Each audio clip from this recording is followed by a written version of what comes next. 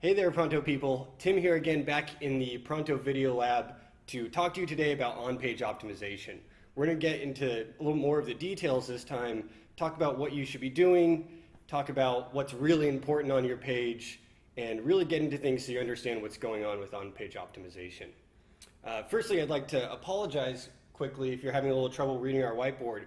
We're still experimenting with our lighting, but we'll post a graphic in below the video here so you can get a real clear picture of what we're talking about.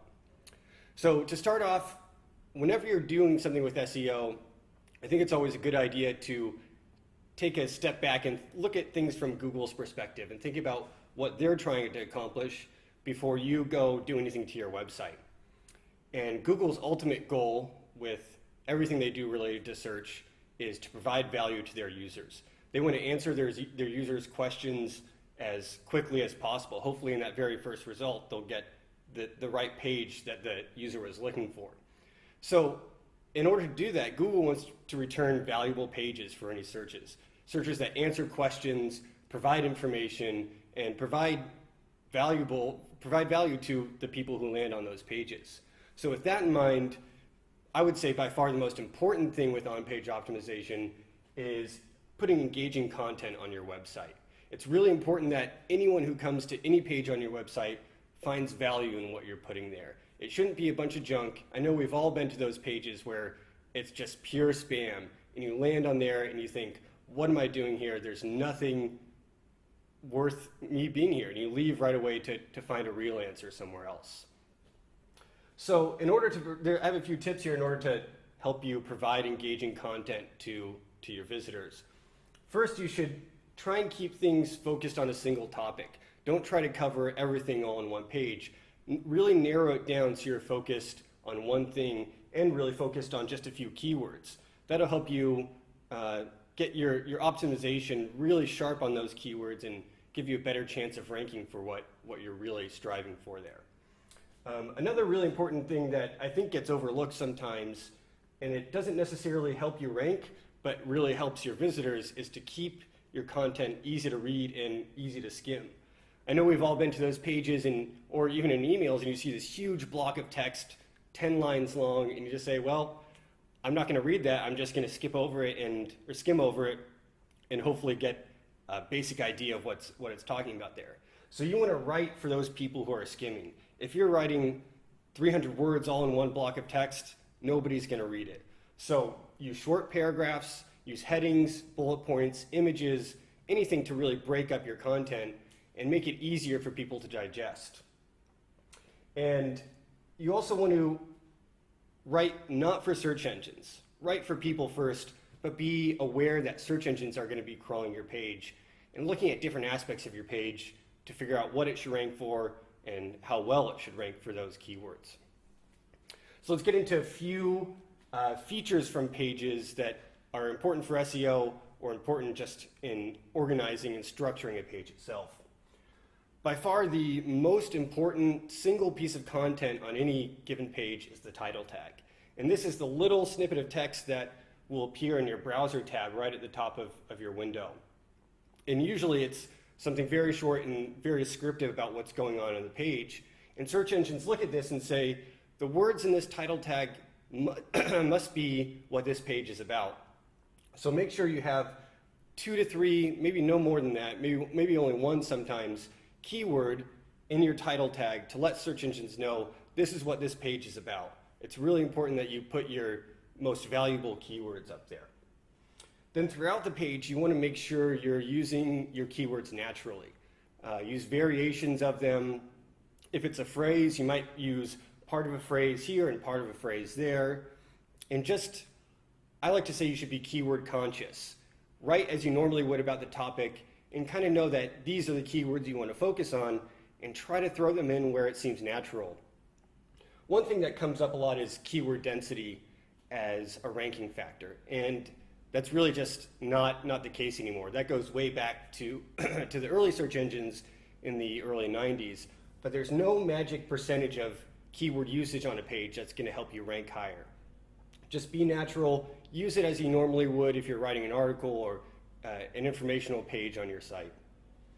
The meta description isn't so much of a ranking factor anymore, but it can change the way your page appears in search results. So it might change the way people act when they see it in search results. If you have a really well-written, well-crafted meta description, it might entice people to click on your page over someone else's page.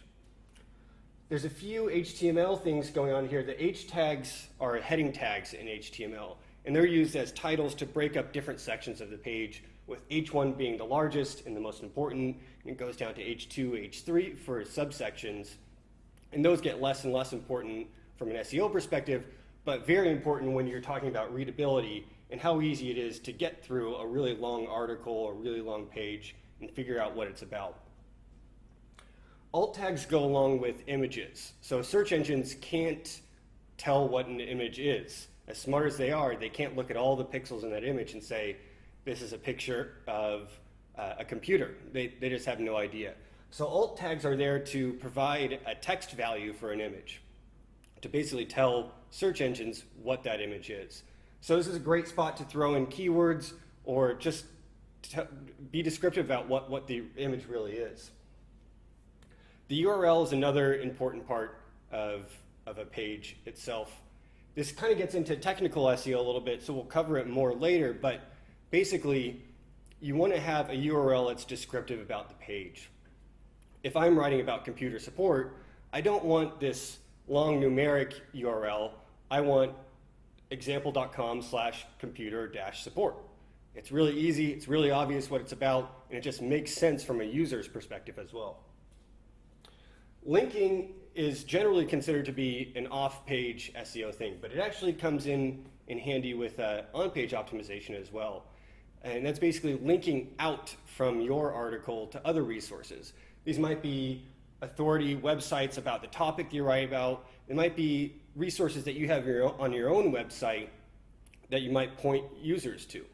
And the key factor here is to make sure that you're linking to information that the user is going to find useful. Don't just link to a page because you want them to go to this landing page and sign up for your service. Link to a page because there's more information there that they can read more about if they're interested. Microformats are almost kind of like alt tags in that they help tell search engines what information is on your website. It's used really commonly with addresses or maps, hours of operations, and a few years ago, a bunch of the search engines got together and decided they were going to develop a new microformat called schema.org.